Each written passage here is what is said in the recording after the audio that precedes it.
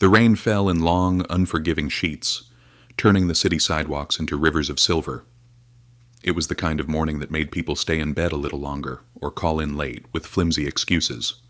But for Lena Thompson, there was no such luxury. Not anymore. She clutched a small, tattered umbrella in one hand and her handbag in the other, carefully weaving through the slick streets.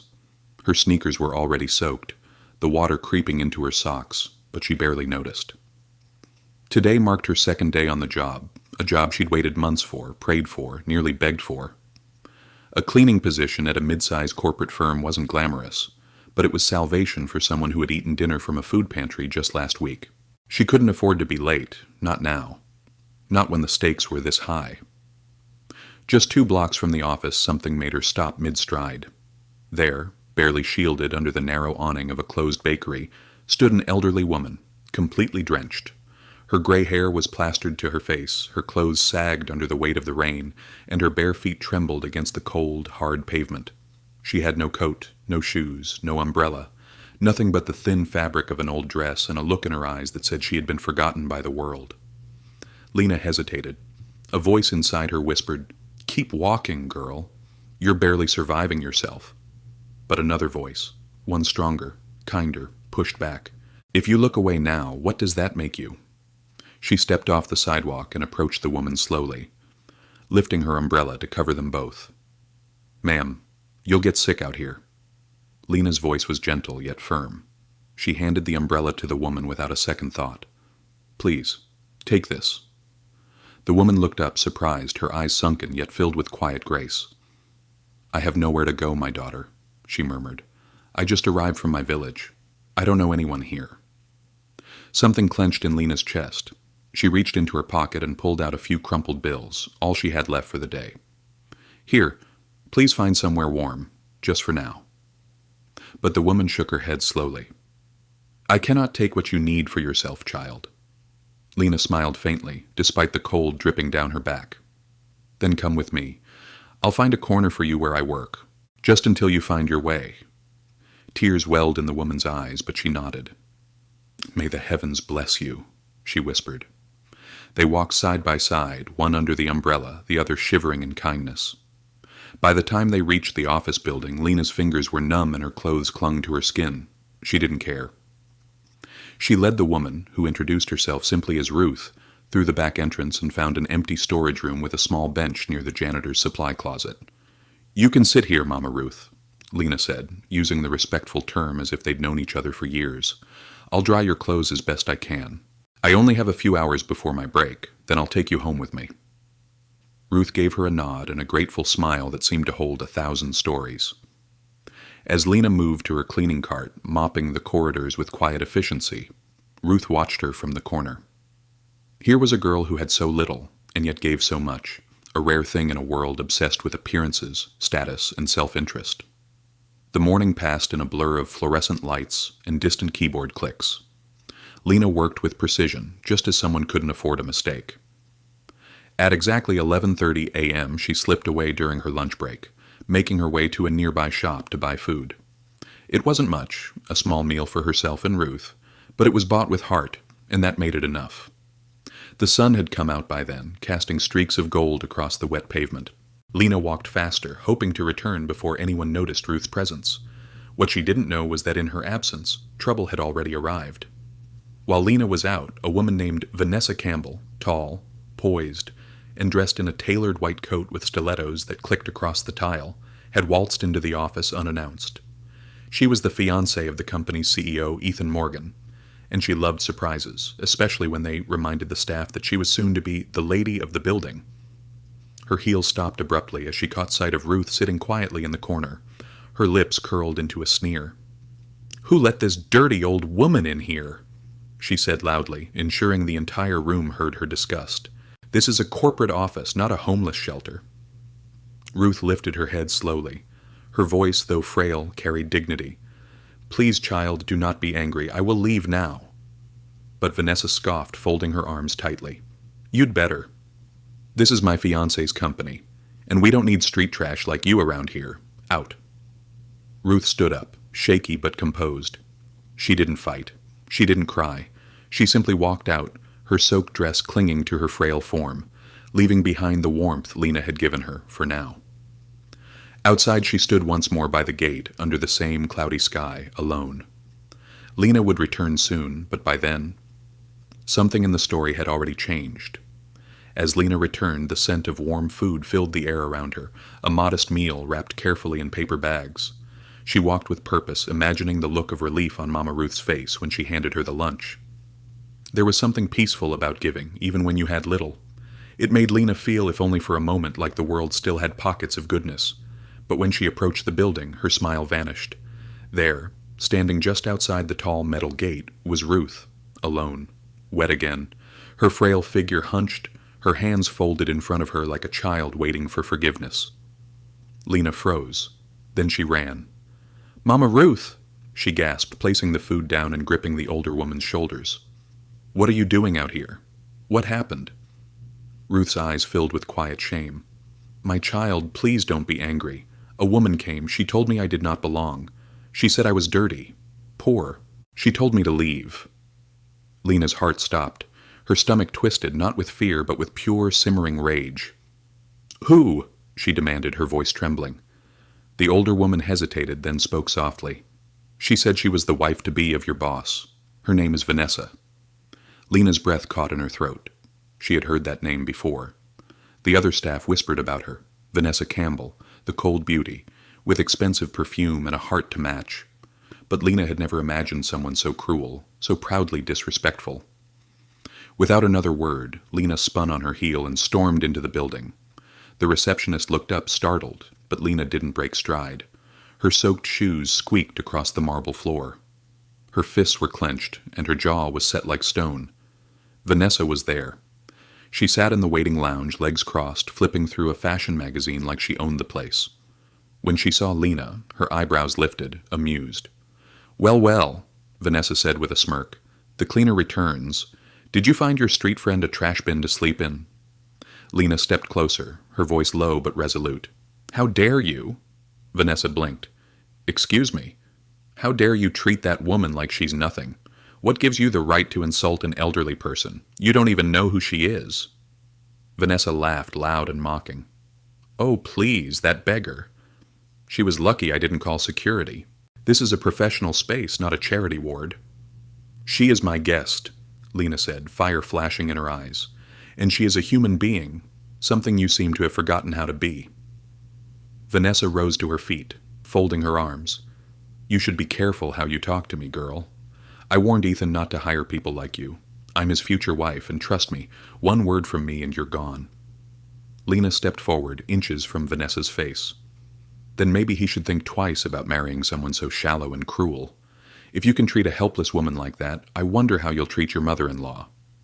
Vanessa's eyes widened. "You think she'd be proud of this? Of you?" "Don't you dare lecture me," Vanessa hissed. "His mother is nothing like that filthy woman. She's classy, elegant, like me. That ragged old thing outside couldn't shine her shoes."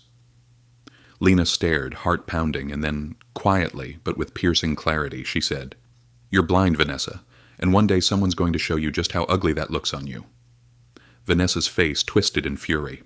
"You're going to regret this. You're fired. Do you hear me? Fired." Lena laughed bitterly. "You think I care about this job? If this company allows people like you to walk around unchecked, then I don't want to be here." She turned away without another word, picked up the food she had dropped near the front desk, and marched out, head high, heartbroken, but dignity intact. Outside, Mama Ruth was still standing near the gate, her hands clasped in worry. When Lena approached, she tried to speak, but Lena stopped her gently. "I couldn't let her get away with that," Lena whispered, her voice now heavy with emotion. No one gets to treat you like that and walk away." Ruth placed a fragile hand on Lena's arm. "You didn't have to fight for me, child." "I did," Lena replied firmly, "because that's what people should do for one another, especially when the world forgets how." They walked away together, Lena carrying the food, Ruth holding on to Lena's arm like it was the only steady thing left in the world. As they turned the corner, neither of them looked back. Inside the office, Vanessa fumed. Her cheeks were flushed with embarrassment and rage. How dare a janitor speak to her like that? She picked up her phone with trembling fingers and dialed a familiar number. "Ethan, something terrible just happened." Her voice cracked as she pretended to sob. Ethan Morgan, still out of town on business, answered with concern. "Vanessa, what's wrong?" She sniffled dramatically. "That cleaner you hired, Lena. She brought strangers into your office. They insulted me. One of them almost attacked me. It was awful, Ethan. I'm shaking." There was a pause on the line. "Are you okay?" he asked. "No," Vanessa cried. "I told her to leave and she started yelling, saying she didn't care about the job. She stormed out like she owned the place." Ethan sighed, rubbing his forehead. "All right, I'll deal with it when I get back. Just go home and rest." Vanessa smiled slyly. "Thank you, baby. Please handle her. She doesn't belong in our world." As the call ended, Vanessa leaned back satisfied. "She just made the biggest mistake of her life," she muttered. "Let's see how far kindness takes you now, Lena." The air inside Lena's modest room was thick with silence. The fluorescent bulb overhead flickered softly as the kettle on the stove began to whistle. She moved mechanically, placing the takeout food into plates, her mind far from the simple act of serving dinner. Across the small space, Mama Ruth sat on the thin mattress Lena called her bed. Her soaked dress had dried somewhat, but her spirit was still dampened by humiliation. "I'm sorry," Lena said softly as she handed her the plate. Ruth looked up, puzzled. "Why are you apologizing, child?" "Because you were treated like garbage, and I brought you there. You trusted me." The older woman smiled gently, that same wisdom lingering in her eyes. "And you stood by me. That is what matters." Lena managed a weak smile. "Still, I lost my job today." "You didn't lose it," Ruth replied. "You gave it up for something bigger than money. You chose dignity over silence. That's a rare kind of wealth." Just then Lena's phone rang. She frowned. It was an unknown number. She hesitated, then answered. "Hello?" A deep male voice responded, sharp and impatient. "Is this Lena Thompson?" Her heart skipped. "Yes. Who is this, please?" "This is Ethan Morgan, CEO of the company where you worked, until this morning." Lena went rigid. It was the first time she had ever spoken to him. When she was hired, she only received a formal call from his assistant. She had never seen his face. "Yes, sir," she said carefully. Ethan's tone turned cold. "How dare you bring strangers into my office and assault my fiancée with your street friends? Who gave you the right to cause chaos in my building?" Lena's mouth opened, but no words came for a second. Then her voice steadied. "Sir, that's not what happened." Ethan scoffed. "So Vanessa is lying?" "I'm saying the truth," Lena said firmly. "There was no crowd. There was no fight. I brought no one in. The woman you're referring to is the elderly lady I found outside in the rain. She was alone. She was cold. She was human." "You should have called me," Ethan snapped. "You should have waited. That wasn't your place." Lena's patience snapped like a taut wire. "Sir, would you have preferred I let your fiancé insult an old woman and say nothing? Was that the professional thing to do?" Silence crackled on the other end. "You've been at this job 2 days," Ethan finally said, voice tight. "And already you've made a mess." Lena swallowed the rising lump in her throat. If doing the right thing is a mess, then maybe this company isn't for me. There was a long pause. Then he said more softly, "Vanessa says she'll leave me if I don't fire you." And there it was. The truth. Lena let out a short, bitter laugh. "I see. So I'm just a pawn. Easy to sacrifice." "Don't twist my words," Ethan said, but his voice lacked conviction. "With all due respect, sir," Lena replied, "I expected this. A man who lets someone else speak for him, who chooses comfort over conscience. I'm not surprised." Ethan inhaled sharply. "What did you just say?" "You heard me," Lena said calmly. "And you know what? Keep your job. I don't need it. I'd rather be jobless than spineless." Before Ethan could respond, Lena ended the call. She stared at the phone for a moment, her hands shaking, not from fear, but from release. Behind her, Ruth spoke softly. "Who was that?" "My boss," Lena said, not turning around. "Well, ex-boss." Ruth's face darkened. "Because of me?" Lena shook her head. "Because of them. And because I stood up for what was right." Ruth looked down at the plate in her lap, her fingers resting on the rim. "I'm sorry, Lena." "Don't be," Lena said, turning back. If I had to do it all again, I'd still choose to help you. Ruth reached out and gently held her hand. Then may the heavens reward you, my daughter. You will not go without, I promise. Lena forced a smile, but inside the weight of unemployment settled once again. Rent, groceries, electricity. She had nothing left to fall back on. And now, she had someone else to care for. Later that night, as they sat quietly, Ruth resting, Lena lost in thought, the old woman's phone rang. It was the first time Lena had even noticed the device. She glanced over, surprised. The phone was a sleek, expensive model, the kind you didn't expect a barefoot woman from the village to carry. Ruth answered calmly. Hello, my son. Lena looked up. I'm back in town, a voice on the other end said. But I'm not well. I want to see you, Mama. Concern clouded Ruth's expression. I will come to you tomorrow. Rest, my son. After she hung up, Lena looked at her curiously. That was your son? Ruth nodded. He just returned from a long trip. He's been working hard. Too hard, I fear. I didn't know you had a phone like that, Lena said, her tone gentle but puzzled. Ruth chuckled softly. My son gave it to me. I love watching a certain show, and there's no power in my village. So he bought me this, said I could watch whenever I wanted. Lena smiled, though she was still curious. Something about Ruth's story didn't quite line up, but it felt wrong to pry. I hope I get to meet him someday, Lena said. Ruth smiled deeply. You will. And when you do, I hope you'll see what I see in him. Lena laughed lightly. You're not matchmaking me again, are you? Maybe, Ruth grinned. Outside the night deepened, but inside Lena's little room warmth grew, not from the heater, not from the stove, but from something greater. The quiet bond between two women brought together by rain, torn apart by cruelty, and bound by kindness. What neither of them knew. Was that their story just begun?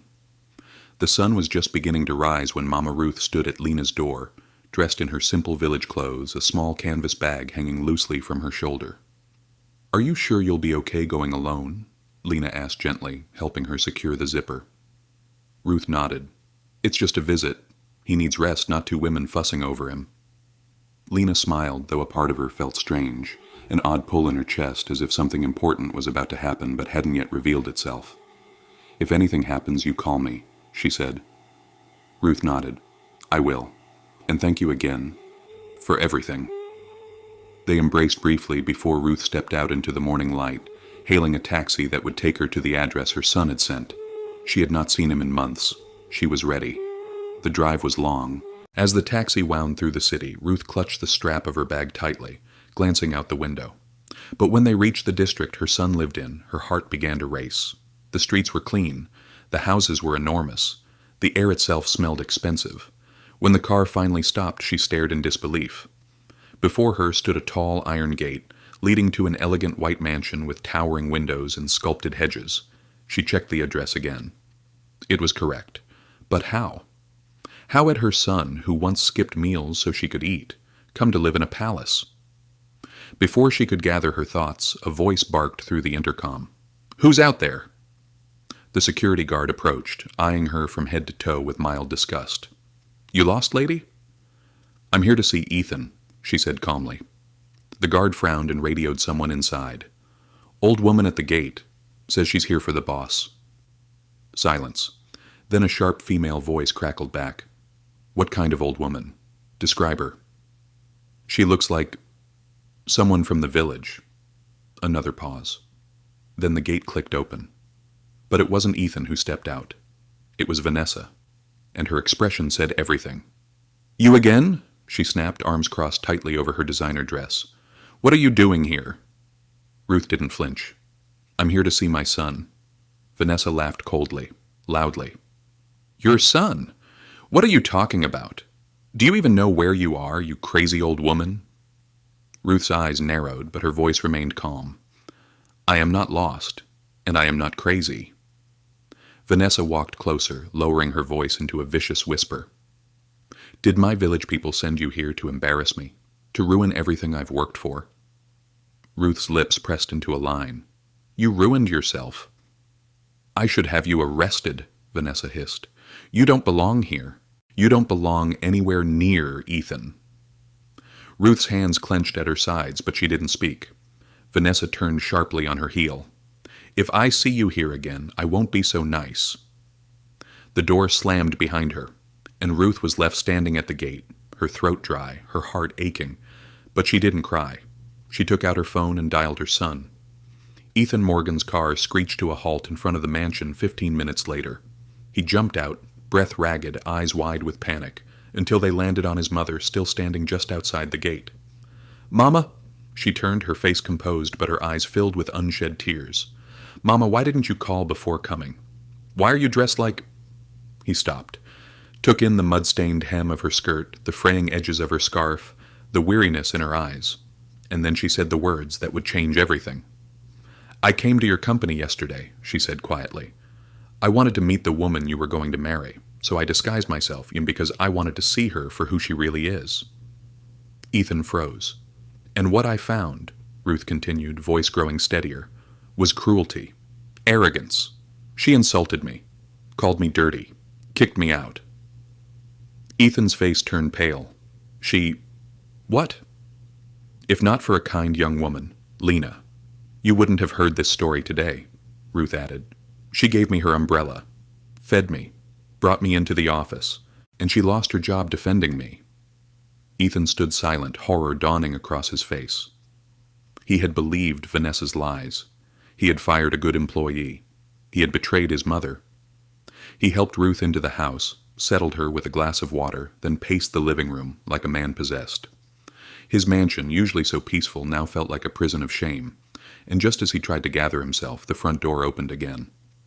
Vanessa walked in, holding a boutique shopping bag, her heels tapping cheerfully on the marble. "Hey, babe, you won't believe the sale they had on—" She stopped. Her eyes met Ruth's, then Ethan's. Everything went still. "Oh, no," she said, forcing a laugh. "Not her again." "She's my mother," Ethan said. The silence that followed could have cracked stone. Vanessa stepped back. "Wait, what?" "She's my mother." Vanessa's face paled. I didn't know. I swear, if I'd known—" "You would have pretended to care," Ethan interrupted, voice low and sharp. "But you shouldn't need to know someone is important to treat them with basic respect." "Ethan, please, it's not what you think. I think you humiliated the woman who raised me, the woman who gave up everything so I could stand where I am now." She reached out a hand, but he stepped back. "You lied. You manipulated me. You made me fire a woman who did nothing but the right thing." "Ethan, wait." "No," he said, finality in his tone. "It's over." Vanessa stood there, stunned, speechless, and when he turned away, so did she, storming out of the house, slamming the door behind her. For good. Ethan sat beside his mother later that evening, a storm of thoughts crashing through his mind. "You were right, Mama," he whispered. She touched his hand.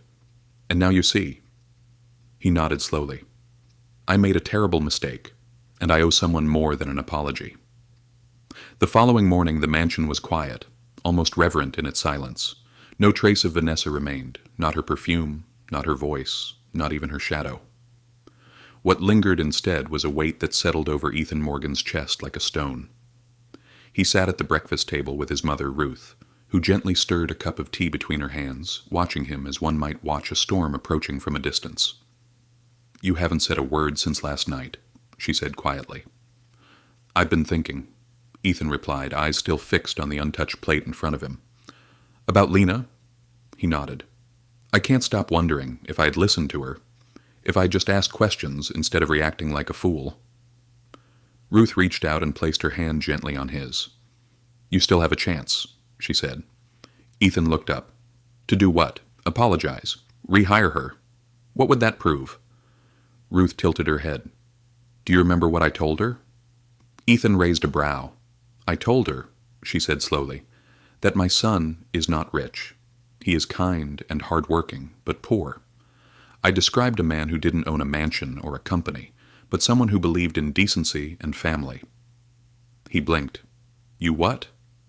"I needed to see who she was," Ruth said simply. "If she would treat a man with no wealth the way she treated me, with compassion and dignity." Ethan leaned back in his chair, the idea taking root in his mind. I want to meet her properly, he said. But not as Ethan Morgan, the CEO. I want her to meet me the way she thinks I am, a struggling man.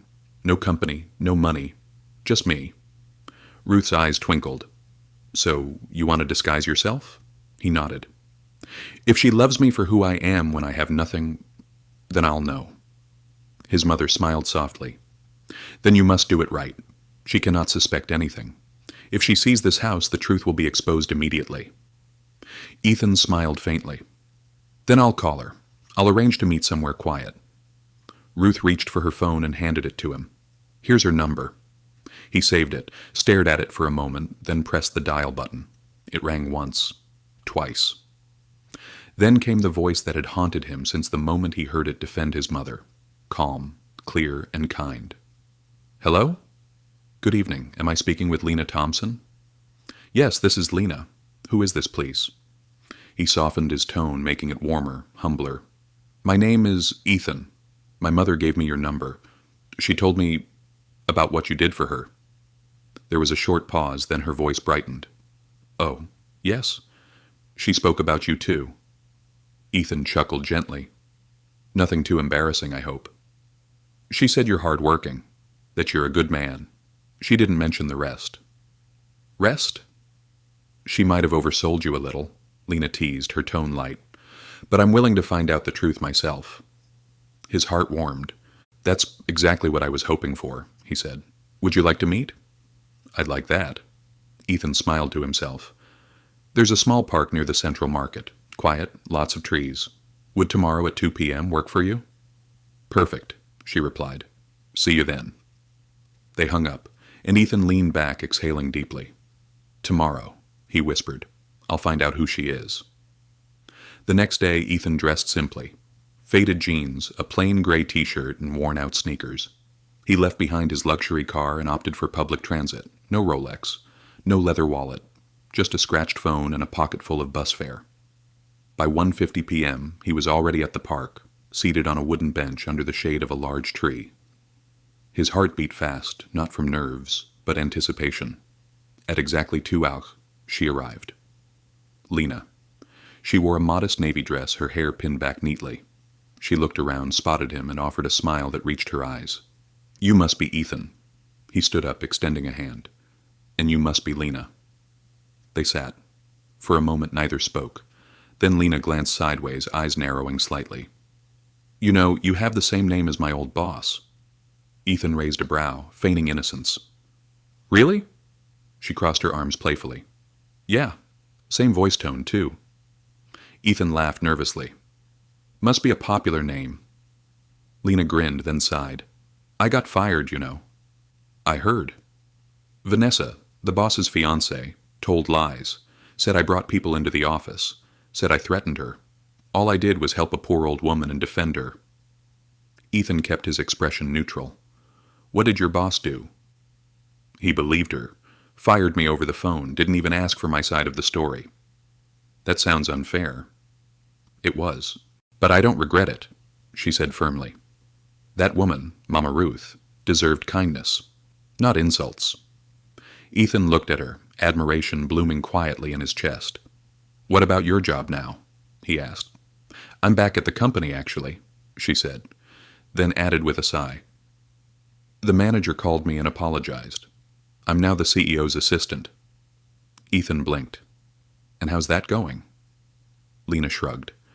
Strange, he seems familiar. But I'm trying not to overthink it. I just want to do my job. He chuckled. Sounds like you're handling it well. They talked for over an hour, laughter flowing between stories, glances exchanged with growing warmth. When it was time to leave, Ethan stood first. Thank you, Lena, he said softly. For what? For being exactly who you are. She looked at him for a long moment, then nodded. I'm glad we met. And as they walked away from the park, heading in opposite directions, neither knew that fate was only just beginning to weave the next strand of their story. The office buzzed with the low hum of computers and the occasional shuffle of paper, like the soft breathing of a living mechanical creature. Everything was back to normal, or so it appeared. Lena Thompson walked through the hall with quiet confidence. It had only been a few days since she returned to work, and although the title on her ID now read personal assistant to the CEO, she didn't let it get to her head. She worked as she always had, with purpose, discipline, and dignity. But behind every yes sir and every schedule she updated, something didn't sit right. Her new boss, the elusive Ethan Morgan, was never in the office for more than a few minutes. When he did appear, it was mostly via voice calls or notes delivered through the manager. She had yet to speak to him face to face. That, in itself, was odd. But what was stranger was the man named Ethan she met in the park. The same voice, the same warmth, the same quiet humor in the way he looked at her, aught with the cold detachment of a businessman, but with recognition. She tried not to overthink it, but her instincts whispered otherwise. That morning Lena arrived early. Too early. She liked it that way. The silence allowed her time to breathe, to think, and to sip her coffee in peace.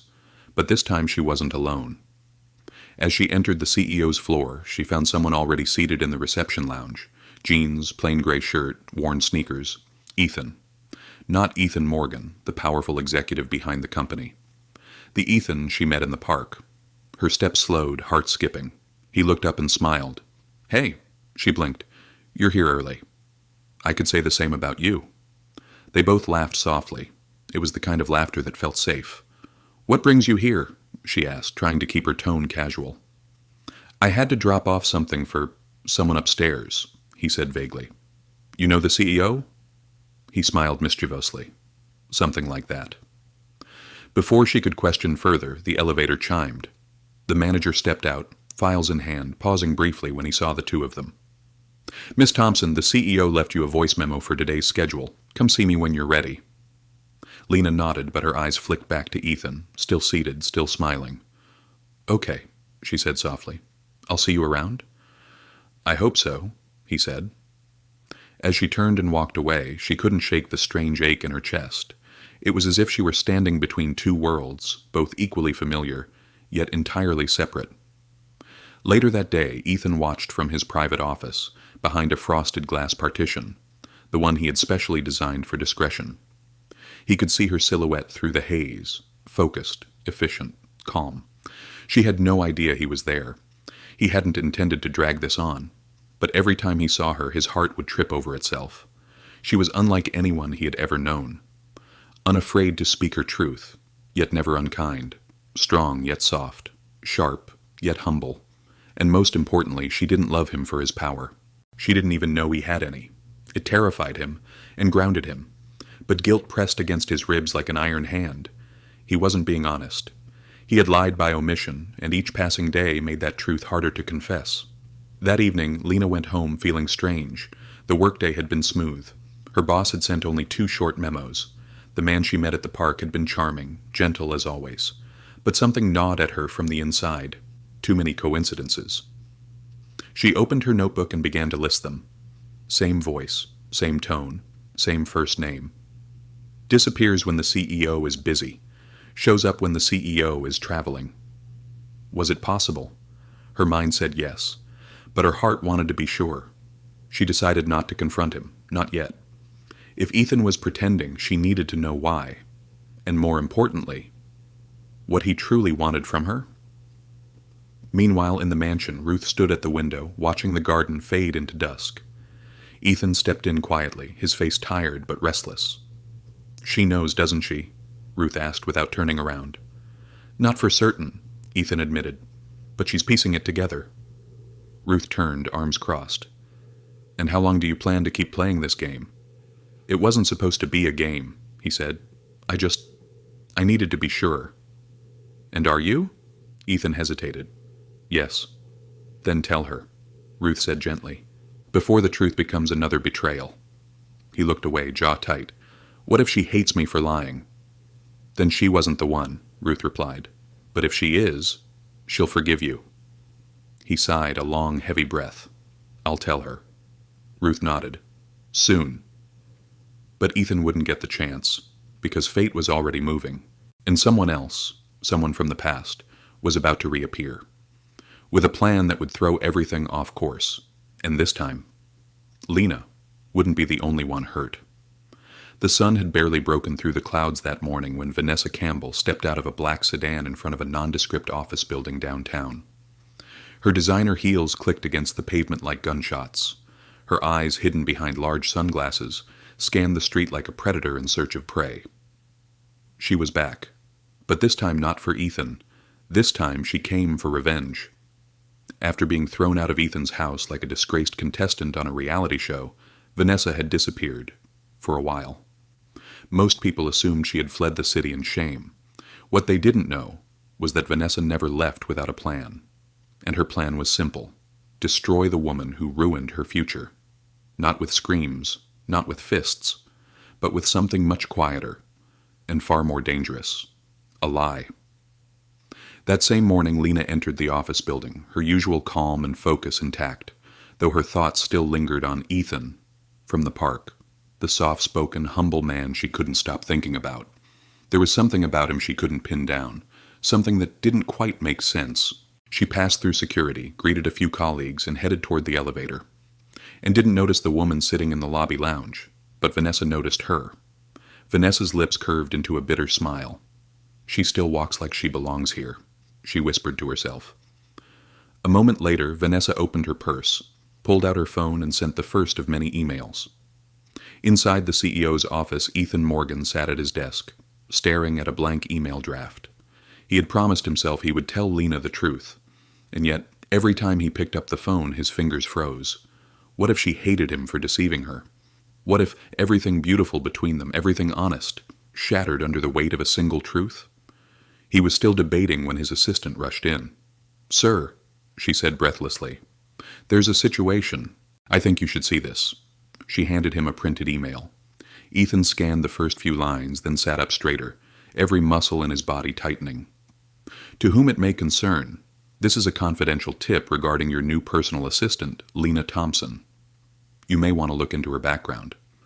I have reason to believe she's had previous legal issues at her last job, including accusations of theft and harassment. A concerned citizen." Ethan's jaw clenched. He knew immediately who had sent it: Vanessa.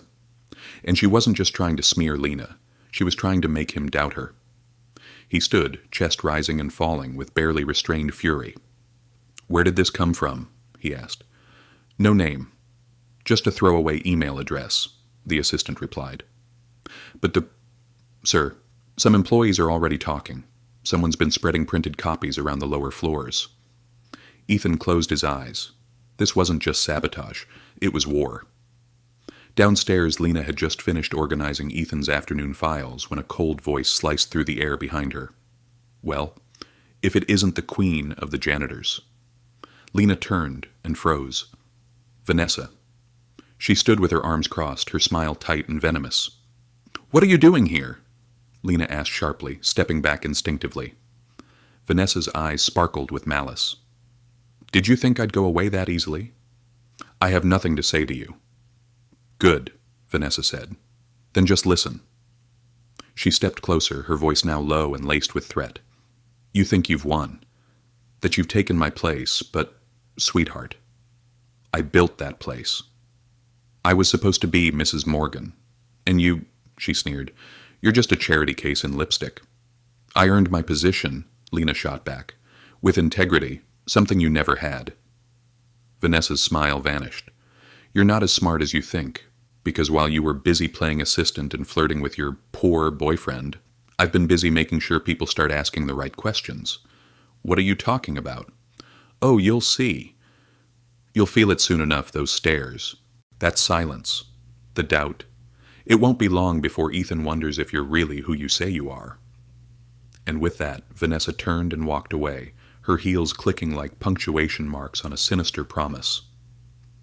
By the time Ethan reached the lower floor, the damage had begun to spread. A group of junior employees whispered near the break room, clutching printed emails. One of them looked up and hastily shoved the paper away. Another one muttered, "That's her, the assistant." Ethan's fists tightened. He spotted Lena walking down the hall, confusion etched across her face. "Lena," he called, "come with me." She followed him silently into a meeting room, closing the door behind them. "What's going on?" she asked. He handed her the printed email. As she read, her face paled. "What is this?" she asked slowly. "It's a lie," Ethan said firmly. "A cruel, calculated lie meant to ruin you." She looked up at him, tears stinging her eyes.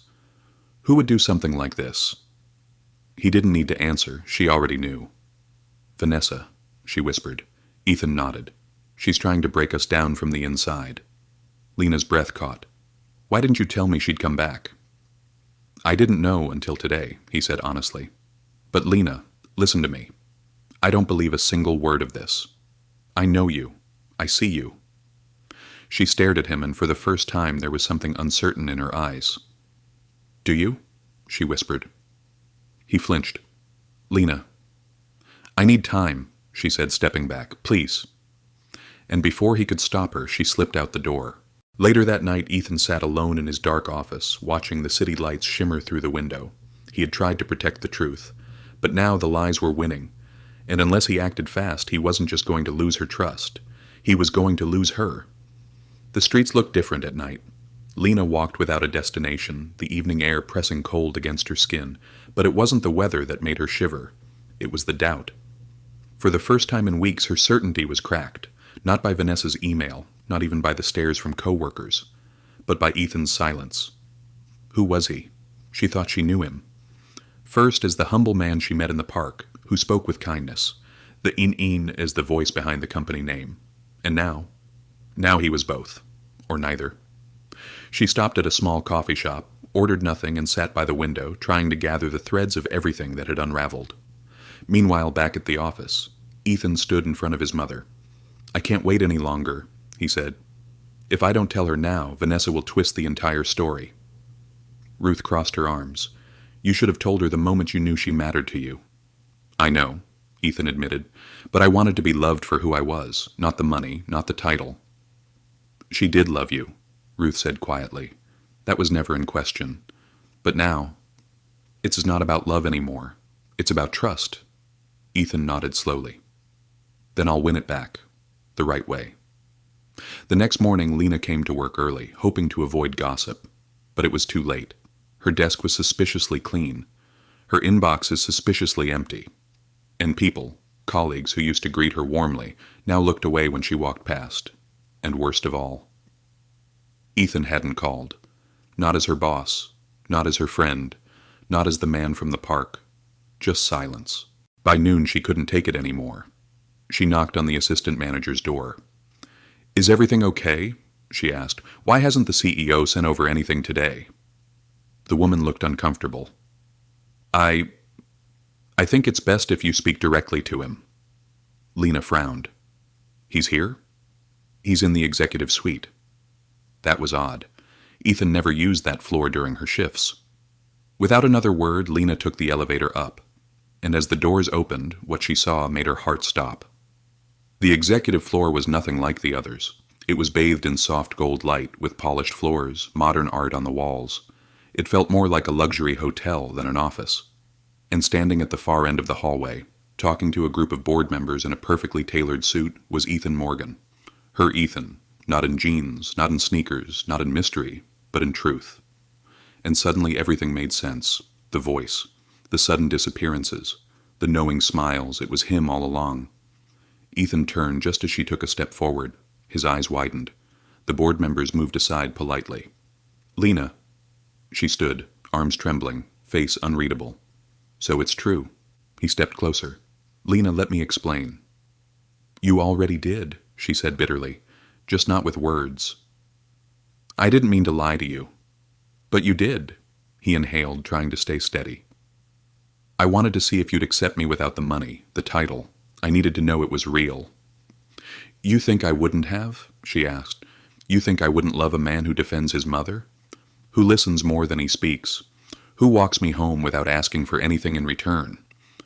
Her voice broke. "I fell for you, Ethan, the real you. But you were testing me." He reached for her hand.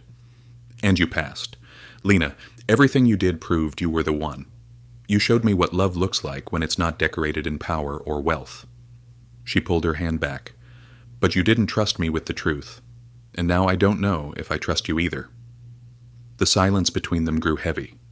Finally she whispered, You made me feel small, Ethan, like I was just an experiment. I never meant to, but you did. She turned and walked away, leaving him standing there in the gold-lit corridor surrounded by silence and regret. That night, Lena didn't sleep. She sat on her couch with the lights off, thinking about the long road that brought her here, from being jobless and cold in the rain, to help a stranger, to find love where she least expected it, and then losing it in the same place. She reached for her phone, opened her gallery, and stared at a blurry photo Mama Ruth had sent her days ago. Ethan smiling over a bowl of home-cooked food, laughing like a boy, not a CEO. That was the man she loved. But was he still that man, or just another polished illusion? The next morning her phone rang. Unknown number. She hesitated, then answered. Hello? Lena, it's me, came the voice. She knew instantly. Ethan. Please, he said, one more chance, not for me. For you. For us. She didn't speak. I'll be at the park, he said softly. The same bench, 2 p.m. If you come, I'll tell you everything. Click. The line went dead, and the choice was hers. The park looked just as it did the day they first met. Same crooked bench under the same leaning tree, same hush in the air, as if the world paused just long enough for two people to figure out what mattered most. Lena arrived precisely at 2:00 p.m. She didn't wear makeup. She didn't dress to impress. There was no mask left to wear, no charm to hide behind. Just honesty, standing on tired feet. She saw him already waiting. Ethan rose as she approached, wearing the same gray shirt and jeans from the first time they met, as if trying to rewind the story to where it hadn't yet been broken. But Lena wasn't here for nostalgia. She was here for the truth. Hi, he said quietly. She didn't return the greeting. Say what you have to say. Ethan nodded, then gestured to the bench. May I? She sat without answering. He followed, then took a deep breath and began. I was never supposed to be the CEO. Lena turned to him slowly, confused. My father built the company, Ethan said, but when he died, I was young, barely 23. Everyone said I wasn't ready. The board tried to take control. My managers tried to push me out quietly. They saw me as the privileged son, not a man, not a leader. He looked out across the grass, voice low. So I stepped back. I worked from the shadows. I studied everything, learned every department from the inside. I visited branches as a consultant, even cleaned bathrooms when no one knew who I was. I needed to understand what it meant to earn, not inherit, respect. Lena blinked. She hadn't expected that. And then came Vanessa, he continued, his tone darkening. The board adored her. Investors loved her. I thought I did too. But she never loved me, just the image, the access, the future. When my mother said she didn't trust her, I ignored it. He turned to Lena now, meeting her eyes. But then, you happened. Lena looked away. You didn't know who I was. You gave your umbrella to a stranger. You shared your last dollar with someone who looked like they had nothing. And then, you stood up for my mother when the woman I planned to marry threw her into the street.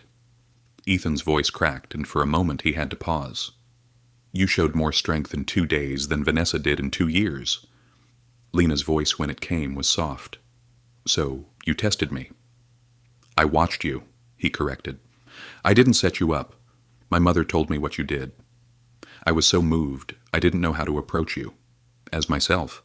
So I did it as someone simple, because I wanted you to fall for me, not my position. And what if I didn't? She asked. What if I'd ignored you? Then I would have respected your honesty and let you go. But you didn't. You listened. You laughed with me. You saw the best in me, even when you thought I had nothing. Lena folded her arms. But when the lie lasted too long, it stopped being a disguise, Ethan. It became a manipulation. He nodded, guilt etched across his face. You're right. I should have told you sooner. They sat in silence for a long while. The wind picked up, rustling the leaves above them.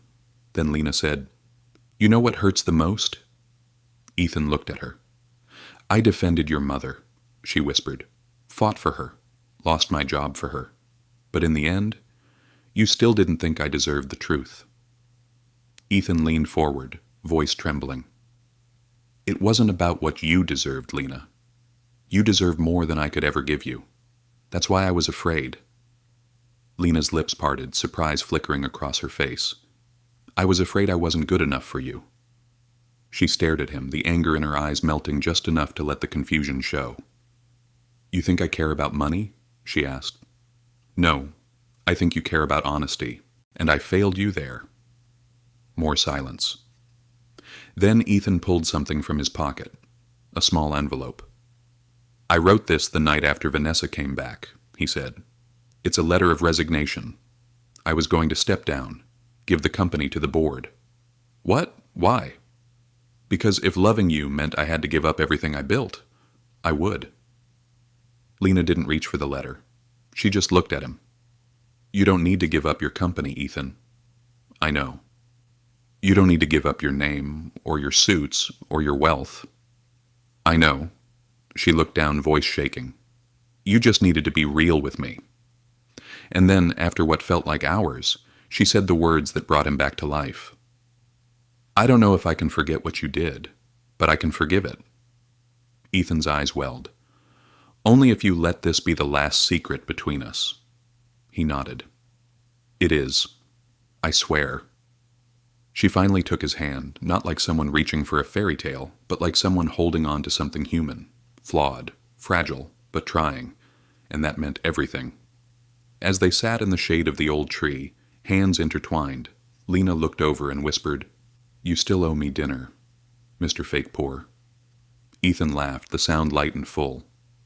I'll let you pick the place, even if it's just street noodles. As long as it's honest, she said. And this time it was.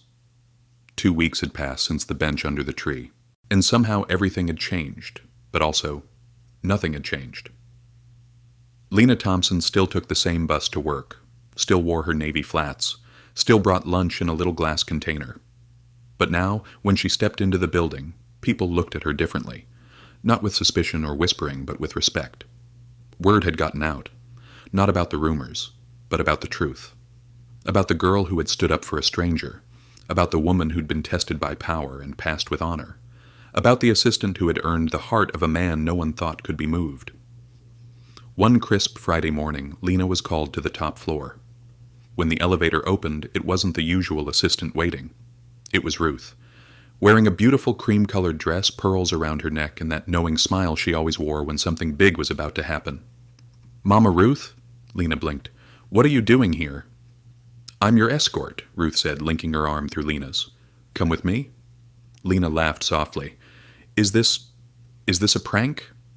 Ruth grinned. You'll see. They walked through a hallway lined with white roses in crystal vases. Staff members, some Lena had never even seen before, stood on both sides watching silently, smiling as she passed. She was guided through a glass door that led to the rooftop garden, a place she had only heard about. When she stepped out, she gasped. Hundreds of fairy lights twinkled above. A soft string quartet played in the background. In the center stood a small table set for two, a path of white petals leading toward it. And there, waiting at the end of the path, was Ethan. No disguise this time. No gray shirt, no sneakers, no shadows. Just him. In a tailored black suit, tie loosened slightly, eyes fixed only on her. She walked slowly, hands trembling, heart louder than the music. You didn't have to do all this, she whispered when she reached him. He smiled. I didn't do it because I had to. I did it because I wanted to show you who I am, all of me. Not hidden, not tested, just mine to give. She looked at him, looked, and saw not the CEO, not the man from the bench, but someone who had finally stopped pretending. Ethan dropped to one knee. Lena gasped softly, covering her mouth. I once asked you to trust a man you barely knew, he said. You did, even when it cost you everything. He opened a small velvet box. Inside was a ring, simple, elegant, and quietly stunning. Now I'm asking you to walk with a man you know far too well, flaws and all. Will you marry me, Lena? Tears welled in her eyes, then spilled. Yes, she whispered. Yes. The rooftop erupted in quiet applause. The string quartet shifted to a gentle waltz, and Ruth, watching from the corner, wiped a tear from her cheek. Told you my son was worth it, she whispered to herself. 6 months later, the ceremony was held in the same rooftop garden. Not grand, not over the top, just right. Friends, family, a soft breeze, vows whispered like secrets only the stars should hear. And when the officiant asked, "Do you, Ethan Morgan, take Lena Thompson?" he didn't even let them finish before saying, "I do. 1,000 times I do." Lena laughed through her tears. "I do too, especially when you're not testing me." Laughter broke through the crowd. Ruth clapped the loudest. That evening, after the toasts and dancing, after the music faded and only the lanterns glowed, Ethan took Lena's hand and led her back to the bench in the park. Yes, that bench. Still slightly crooked. Still theirs. They sat in silence, hands intertwined as the city lights blinked beyond the trees. "Do you ever think about how it all started?" Ethan asked. Lena smiled. A woman in the rain, a borrowed umbrella, a lie that became something true. He turned to her, eyes filled with awe. "You changed everything." "No," she whispered. "We changed each other." He leaned in. And under the same tree that had watched their first meeting, they kissed. Not like lovers caught in a whirlwind, but like partners who had walked through fire, seen the worst, and still chosen each other. Epilogue. Months later, the company held a conference on integrity and leadership. Lena stood beside Ethan as a guest speaker, no longer just an assistant, but a woman who had helped reshape the culture of an entire organization. She spoke about respect, about how titles didn't define people, about how kindness could cost you everything and still be worth it. When she finished, the audience stood to their feet. Among them sat Ruth, her hands clasped, her heart full.